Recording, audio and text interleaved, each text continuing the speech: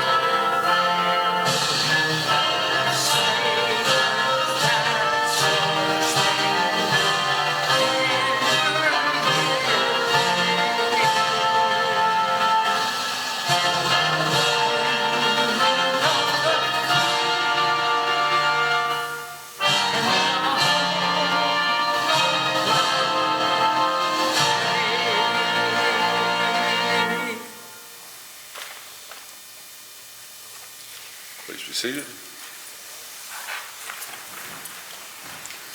Welcome to American Legion Family 61's presentation of the 4 chaplains.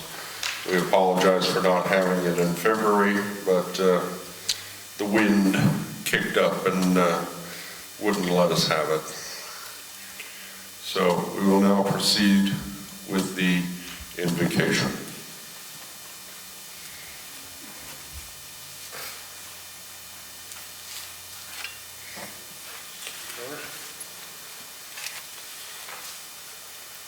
God of our fathers and our God, we thank you for the unity that the Dorchester chaplains, these 4 men, demonstrated in life and in death.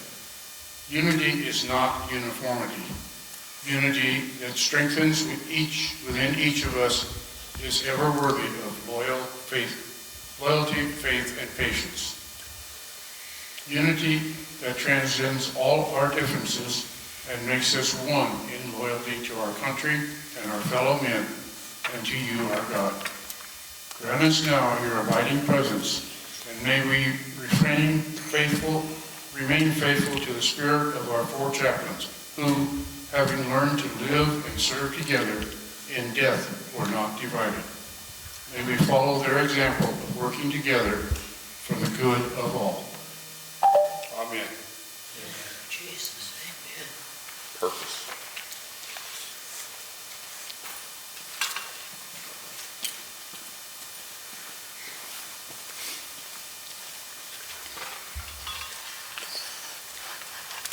The purpose for the 4 Chaplains celebration. There will be thousands of 4 Chaplains interfaith memorial services held across the nation on or near February 3rd. This service is a tribute to those courageous chaplains and the 672 brave young men who lost their lives on that fateful night. Further, this service honors all those who have served and whose courage and faith have sustained our country. It is important that we teach our children and youth about these events and other great sacrifices, for they are our future. It is vital for them to understand what selfless service on behalf of others can accomplish. We will proceed without interruption through the readings of the events of February 3rd, 1943. Introduction. Introduction, yeah. Story of the Dorchester. Part 1. Would you hold that close to your mouth, please?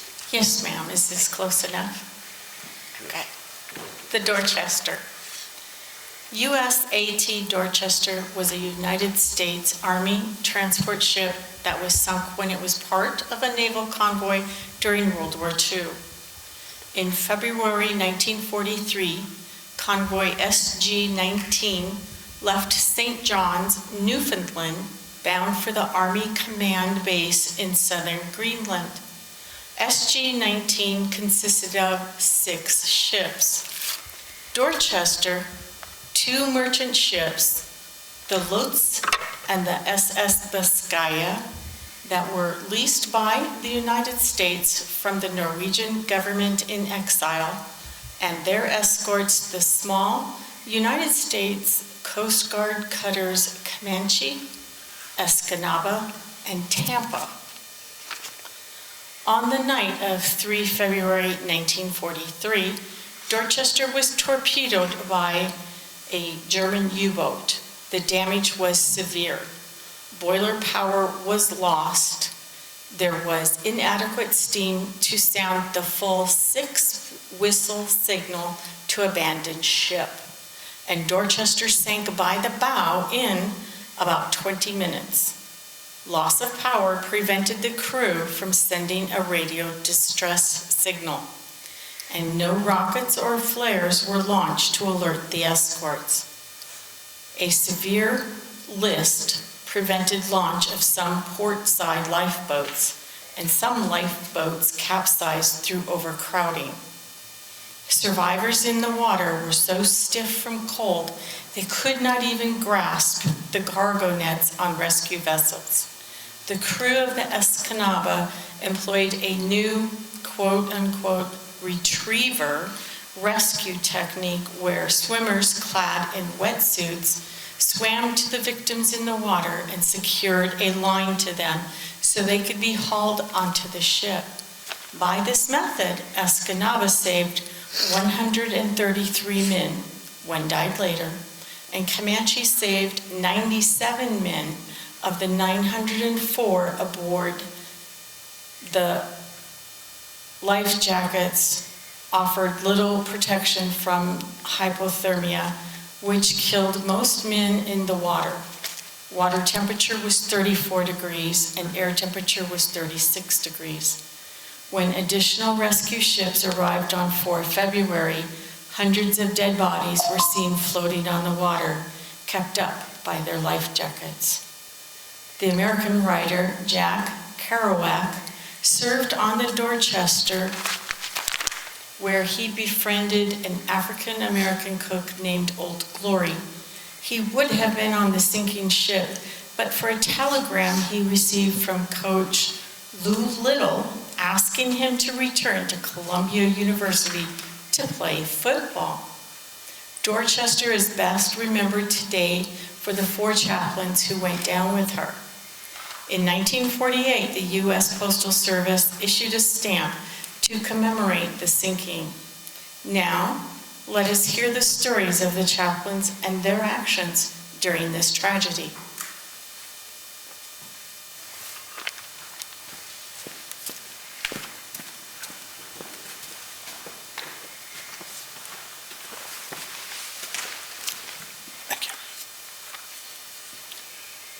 The saga of the 4 chaplains. Hans J. Danielson, the ship's captain, was concerned and cautious, knowing he was in dangerous waters long before he got the alarming information about the sonar detection of an enemy submarine. German U-boats were constantly prowling these vital sea lanes, and several ships had already been blasted and sunk. As a precaution, Captain Danielson ordered everyone to sleep in their clothing and keep their life jackets on. Unfortunately, many soldiers sleeping deep in the ship's hold disregarded this order because of the engine's sweltering heat. Others ignored it because the life jackets were uncomfortable. On February 3rd, at 12:55 a.m., a periscope broke the chilly Atlantic waters.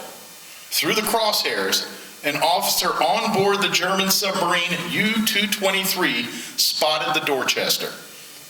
The U-223 approached the convoy on the surface, and after identifying and targeting the ship, he gave the order to fire the torpedoes. A fan of 3 were fired.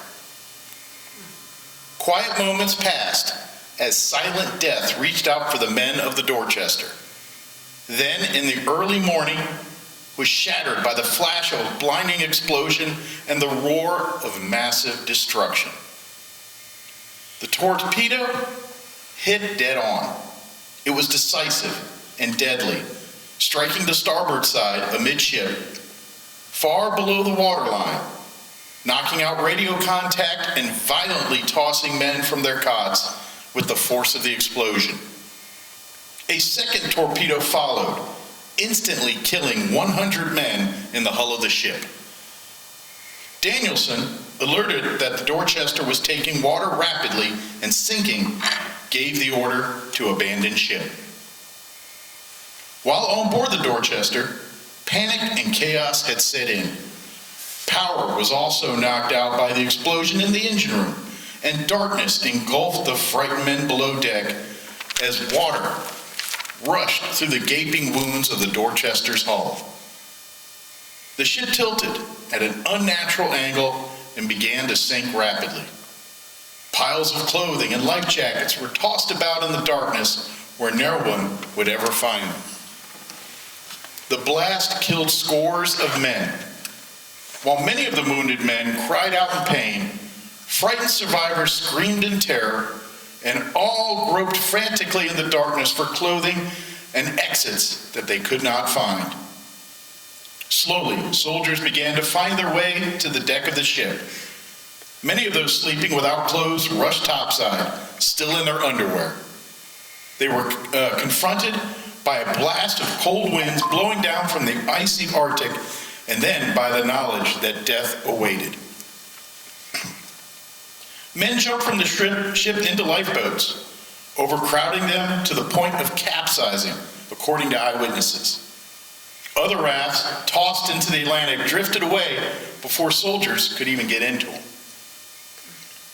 According to those present, throughout the pandemonium and somewhere in that living hell, 4 voices of calm began to speak words of comfort, seeking to bring order to panic and bedlam. 4 Army chaplains brought hope in despair and light in darkness.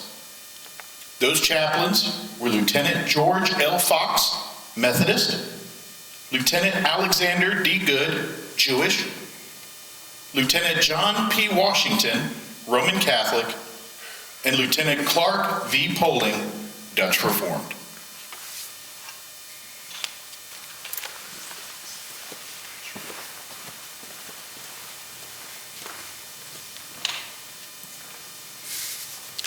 Quickly and quietly, the 4 chaplains spread out among the soldiers.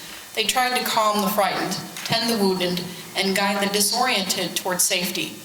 Wounded and dying soldiers were ushered into eternity by the sounds of comforting words from men of God, more intent on the needs of others than their own safety and survival. Somehow, by their valiant efforts, the chaplains succeeded in getting many of the soldiers out of the hold and up onto the Dorchester's slippery deck. Witnesses of that terrible night remember hearing the 4 men offer prayers for the dying and encouragement for those who would live, says Wyatt R. Fox, son of Reverend Fox. One witness, Private William B. Bednar, found himself floating in oil-smeared water surrounded by dead bodies and debris. I could also hear the chaplains preaching courage. Their voices were the only thing that kept me going. Another sailor, Petty Officer John J. Mahoney, tried to re-enter his cabin, but Rabbi Good stopped him. Mahoney, concerned at the cold Arctic air, explained he had forgotten his gloves. "Never mind," Good responded. "I have 2 pairs." The rabbi then gave the petty officer his own gloves. In retrospect, Mahoney realized that Rabbi Good was not conveniently carrying 2 pairs of gloves, that the rabbi had decided not to leave the Dorchester. By this time, most of the men were topside, and it was in the last moments that the transport existence. The chaplains opened a storage locker and began distributing life jackets. With water beginning to flow across the Dorchester's deck and working against time, the chaplains continued to pass out the life vests from the lockers as the soldiers pressed forward in a ragged line. And then the lockers were empty. The life jackets were gone. Those still pressing in line began to realize they were doomed. There was no hope. Then something amazing happened, something those who were there would never forget. It was then that Engineer Grady Clark witnessed an astonishing sight. When there were no more life jackets in the storage room, all 4 chaplains began taking off their own life jackets and putting them on 4 frightened young men. Together, they sacrificed their last shred of hope for survival to ensure the survival of other men, most of them total strangers. Then time ran out. The chaplains had done all they could for those who would survive, and nothing more could be done for the remaining, including themselves. It was the finest thing I have ever seen or hoped to see this side of heaven, said John Ladd, another survivor who saw the chaplain's selfless act. Ladd's response is understandable. The altruistic action of the 4 chaplains constitutes one of the purest spiritual and ethical acts a person can make. When giving their life jackets, Rabbi Good did not call out for a Jew. Father Washington did not call out for a Catholic, nor did the Reverends Fox or Pauling call out for a Protestant. They simply gave their life jackets to the next man in line. Those who had been fortunate enough to reach the lifeboats struggled to distance themselves from the sinking ship, lest they be pulled beneath the ocean's swells by the chasm created as the transport slipped into the watery grave. Then, amid the screams of pain and horror that permeated the cold, dark night, they heard the strong voices of the chaplains. Father, our Father which art in heaven, hallowed be thy name. Thy kingdom come, thy will be done. Looking back, they saw the slanted deck of the Dorchester, its demise almost complete. Braced against the railing, the 4 chaplains, praying, singing, giving strength to others by their final valiant declaration of faith.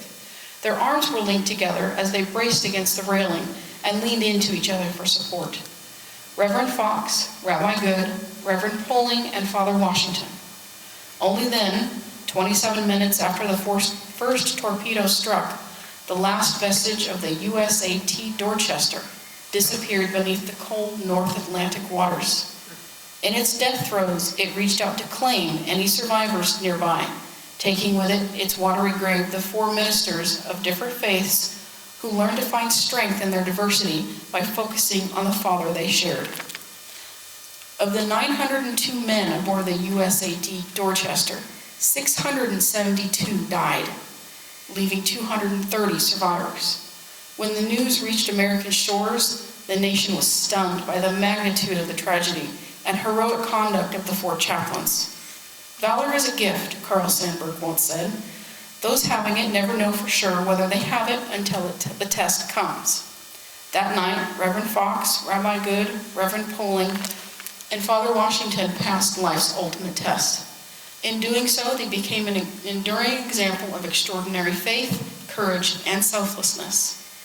The Distinguished Service Cross and Purple Heart were awarded posthumously on December 19, 1944, to the next of kin by Lieutenant General Brehan B. Somerville, Commanding General of the Army Service Forces, in a ceremony at the Post Chapel at Fort Myer, Virginia. The one-time posthumously Special Medal of Heroism was authorized by Congress and awarded by President Eisenhower on January 18, 1961. Congress attempted to confer the Medal of Honor, but was blocked by the stringent requirements that required heroism performed under fire. The Special Medal was intended to have the same weight and importance as the Medal of Honor. We will now hear about George Fox, Methodist.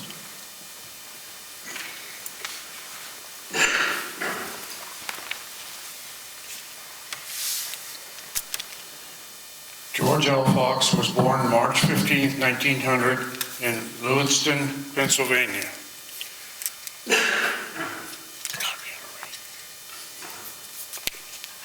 In 1917, shortly after the United States entered World War I, he was just 17, he left high school and with strong determination convinced the military officials that he was 18. He joined the ambulance corps as a medical corps assistant, where he was highly decorated for bravery and was awarded the Silver Star, Purple Heart, and the French Croix de Guerre. Upon his discharge, he returned to Altoona, completed his last year of high school, and went to work for the Guaranty Trust Company. In 1923, he entered Moody Bible Institute in Illinois, where he married Isadora at Winona Lake, Indiana. After he withdrew from Moody, he became an itinerant preacher in the Methodist faith. A son, Wyatt Ray, was born on November 11, 1924. After several successful years, George held a student pastoral in Downs, Illinois. He entered Illinois Wesleyan University in Bloomington in 1929 and graduated in 1931. Again, at a student pastoral in Rye, New Hampshire, he entered the Boston University School of Theology. George graduated and was ordained a Methodist minister on June 10, 1934. He was appointed pastor in Wyatt's River, Vermont. Their second child, Mary Elizabeth, was born shortly thereafter. In 1936, he accepted a pastorate in Union Village, Vermont.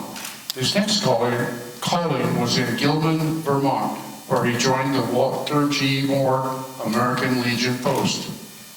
He was later appointed state chaplain and historian for the American Legion. When World War II broke out, he said, "I've got to go. I know from experience what our boys are about to face. They need me." This time, however, he didn't enlist to heal the wounds of the body. As a minister, he joined the Chaplains Corps to heal the wounds of the soul. In mid-1942, George decided to join the Army Chaplains service, and he was appointed on July 24, 1942. He went on active duty August 8, 1942, the same day that his son Wyatt enlisted in the Marine Corps. He was assigned to the Chaplains School at Harvard and reported to the 411th Coastal Artillery Battalion at Camp Davis. He was then reunited with Chaplains Good, Footing, and Washington at Camp Miles, Standish, in Taunton, Massachusetts, and their faithful trip on the S Dorchester. In 1955, George's widow, Isadora, graduated from Boston University School of Theology. She was ordained and served several parishes in New Hampshire and Vermont. She also served as a chaplain in the American Legion Auxiliary of Vermont.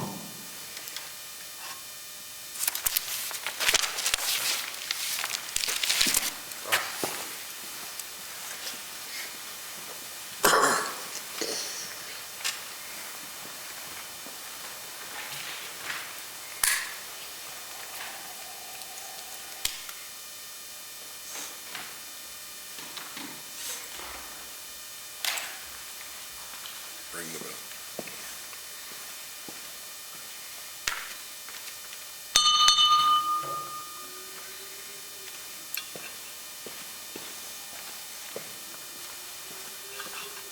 We will now hear about Alexander D. Good, Rabbi.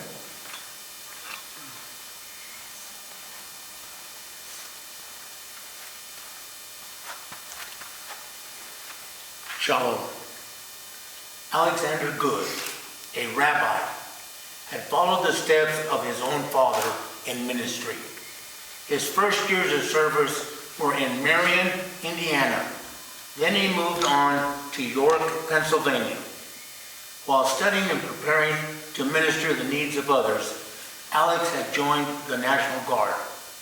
10 months before Pearl Harbor, he sought an assignment in the Navy's Chaplain Corps, but wasn't initially accepted.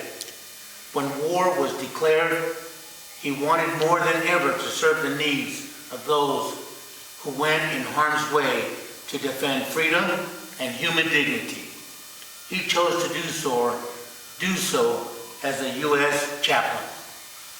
Alex was born in Brooklyn, New York on May 10, 1911, and received medals at Eastern High School, Washington, D.C. for tennis, swimming, and track. He led his class in scholarship, too.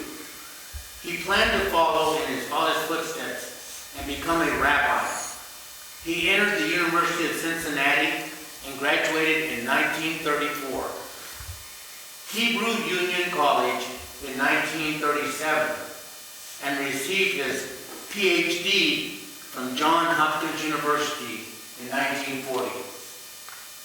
Alex married his childhood sweetheart, Teresa Flack, a niece of singer and motion picture star Al Jolson. They were married on October 7, 1935. His first assignment as an ordained rabbi was at the synagogue in Marion, Indiana in 1936. Their daughter, Rosalie, was born in 1939. Chaplain Good received his appointment on July 21st, 1942. He went on active duty on August 9th, 1942, and was selected for the chaplain school at Harvard. He had courses in map reading, first aid, law, and chemical warfare. Chaplain Good was then assigned to the 333rd Air Base Squadron in Goldsboro, North Carolina. In October 1942, he was transferred to Camp Miles, Standish, where Alex was reunited with Chaplains Fox, Poling, and Washington, who were classmates at Harvard. In January 1943, when he boarded the USAT Dorchester in Boston and embarked to Greenland, Chaplain Good was killed in action on February 3rd, 1943 in the icy waters of the North Atlantic, when the Dorchester was sunk by a German U-boat.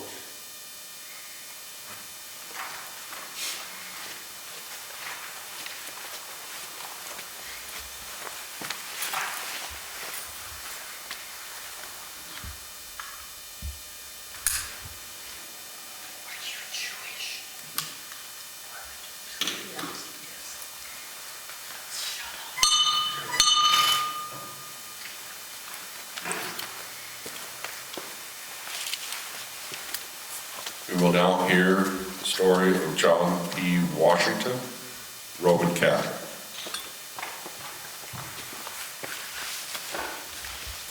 Thank you. John P. Washington. One look at the mild-mannered John P. Washington, a Catholic priest, would have left one with the impression that he was not the sort of man to go to war and become a hero. His love of music and beautiful voice bellied the toughness inside. One of 9 children in an Irish immigrant family living in the toughest part of Newark, he had learned through sheer determination to hold his own in any fight. By the time he was a teenager, he was a leader of the South 12th Street Gang. John P. Washington was born in Newark, New Jersey on July 18, 1908. He liked to play ball and had a newspaper route to help his mother with extra money. John started to take piano lessons. He loved music and he sang in the church choir. When he entered the 7th grade, he felt strongly about becoming a priest. During the previous year, he became an altar boy, and his priestly destiny was in process. John entered Seton Hall in South Orange, New Jersey, to complete his high school and college courses in preparation for the priesthood. He graduated in 1931, and he entered the Immaculate Conception Seminary in Darlington, New Jersey, and received his minor orders on May 26, 1933. John excelled in the seminary, was a subdeacon at all of the solemn masses, and later became a deacon on December 25, 1934. John was elected prefect of his class and was ordained a priest on June 15, 1935, returning him to the streets of New Jersey to organize sports teams, to play ball with the younger boys who needed a strong friend to look up to, and to inspire others with his beautiful hymns of praise and thanksgiving. Father Washington's first parish was at St. Genevieve's in Elizabeth, New Jersey, and then he served at St. Venetius for a year. In 1938, he was assigned to St. Stephen's in Arlington, New Jersey. Shortly after Pearl Harbor attack on December 7th, 1941, he received his appointment as a chaplain in the United States Army. Father Washington went on active duty May 9th, 1942. He was named Chief of the Chaplains Reserve Pool in Fort Benjamin, Harrison, Indiana. In June 1942, he was assigned to the 76th Infantry Division at Fort George Meade in Maryland. And in November 1942, he reported to Camp Miles Standish and met Chaplains Fox, Good, and Poling at Chaplain School at Harvard. Chaplain Washington was killed in action on February 3rd, 1943, when the Dorchester was sunk by a German U-boat.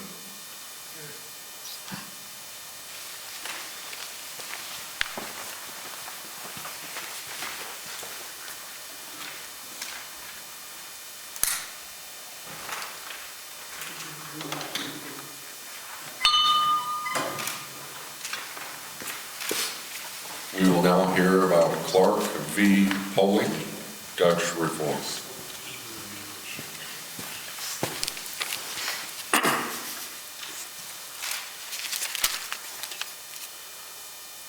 Reverend Clark v. Poling, a Dutch Reformed minister, was born August 7, 1910 in Columbus, Ohio. When World War II threatened world freedom, he was determined to enter the Army, but not as a chaplain. "I'm not going to hide behind the church in some safe office out of the firing line," he told his father when he informed him of his plans to serve his country. His father, Reverend Daniel Poling, knew something of war, having served as a chaplain himself during World War I.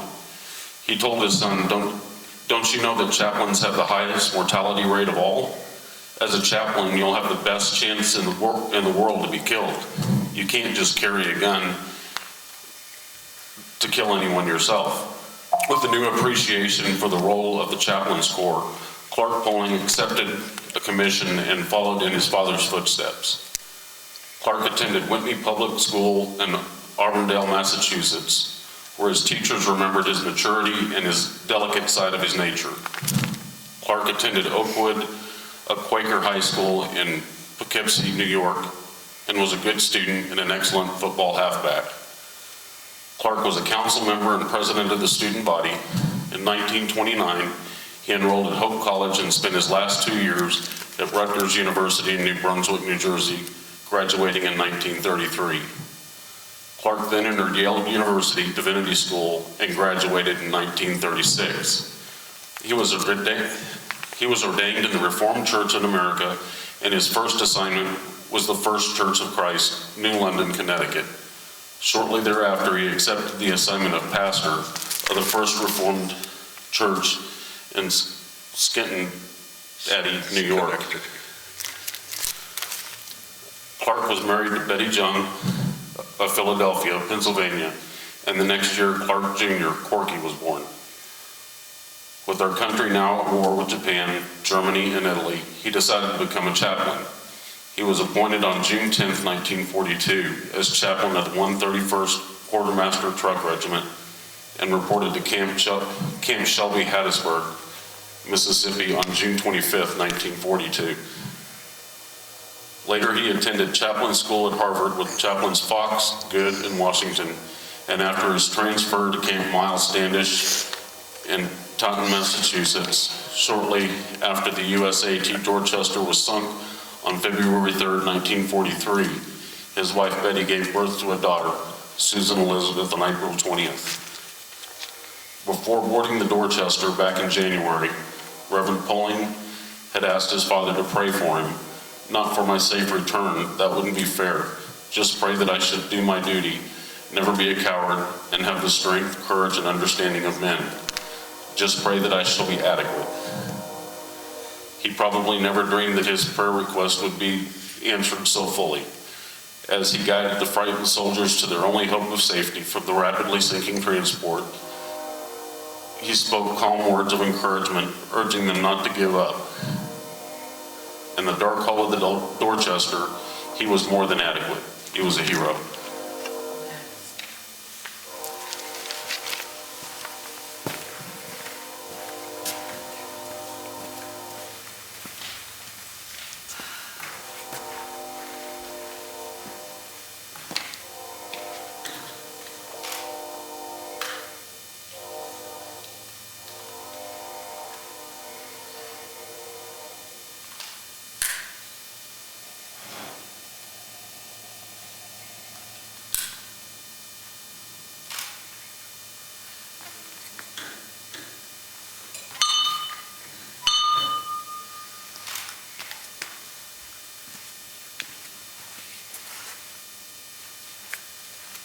Don, you have the final word.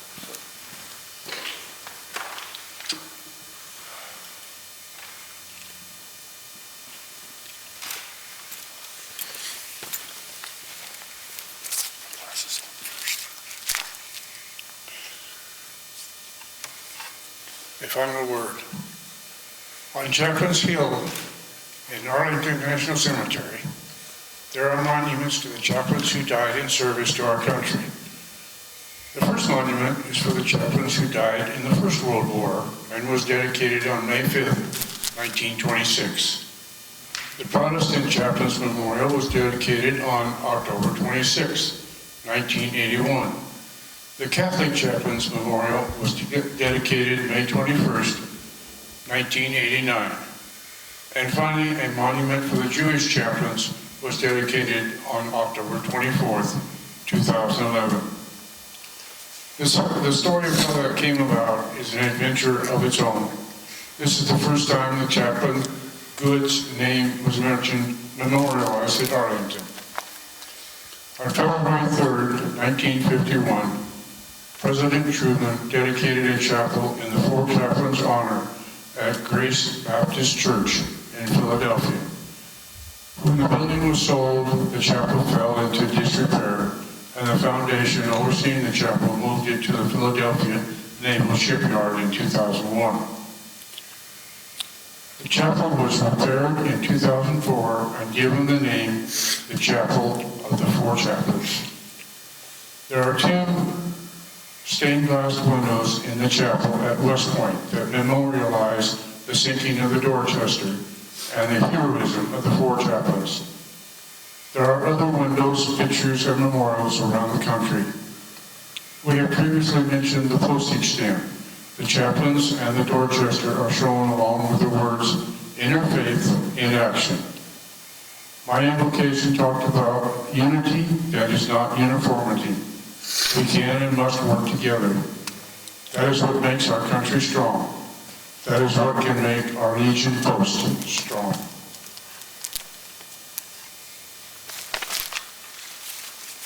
I want to thank everyone for attending today. We have a couple final actions, but I want to mention that we normally do this at the last Sunday of February.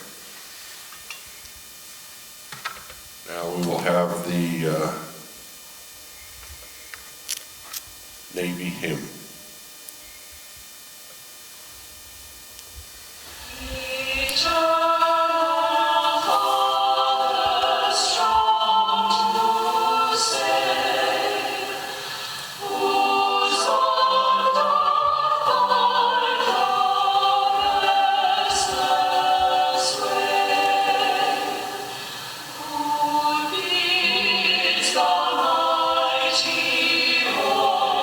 Ocean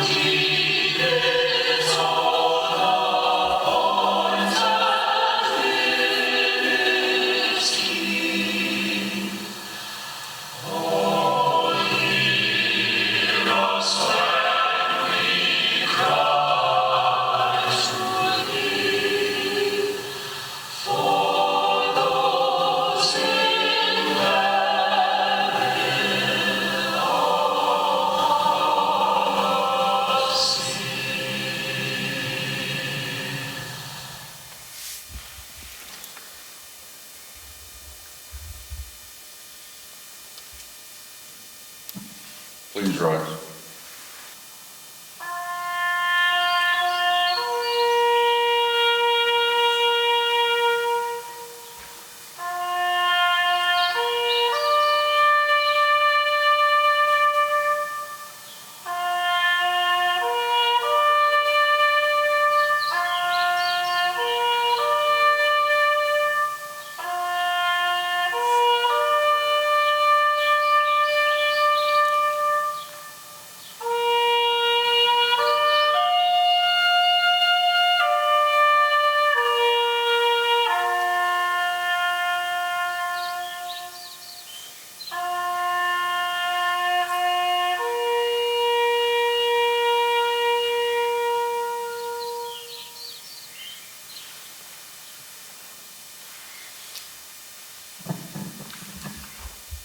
Don, would you offer us a benediction, please?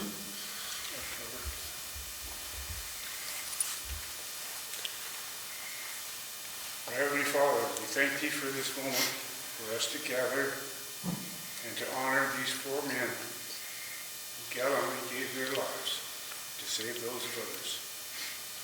May we take that attitude with us as we leave into our lives. Amen. Thank you all. This concludes our ceremony for today.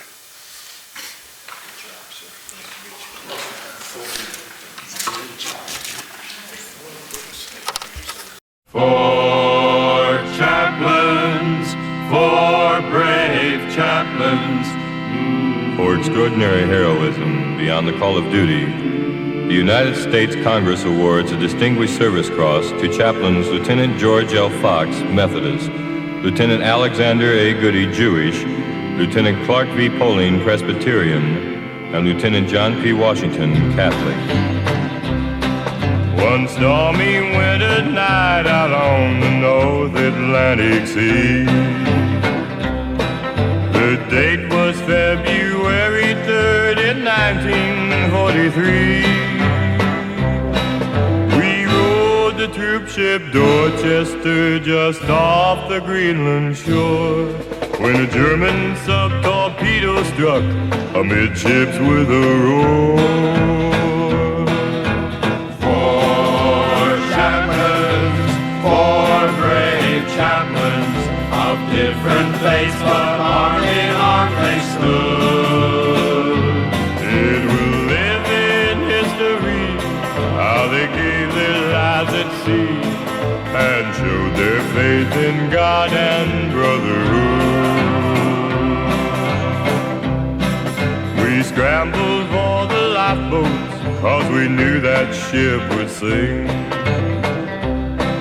So frightened as we faced the icy water black as ink, the chaplains taught us courage when we saw them calmly give their very own life jackets so for other men might live. For chaplains, for brave chaplains, of different faiths but arm in arm they stood. It will live in history how they gave their lives at sea and showed their faith in God and brotherhood. While we were rowing from the wreck, somebody lit a flare.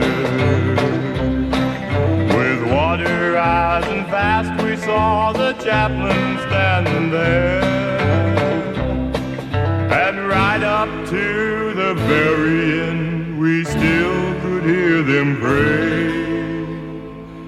Each chaplain went to meet the Lord in his own special way.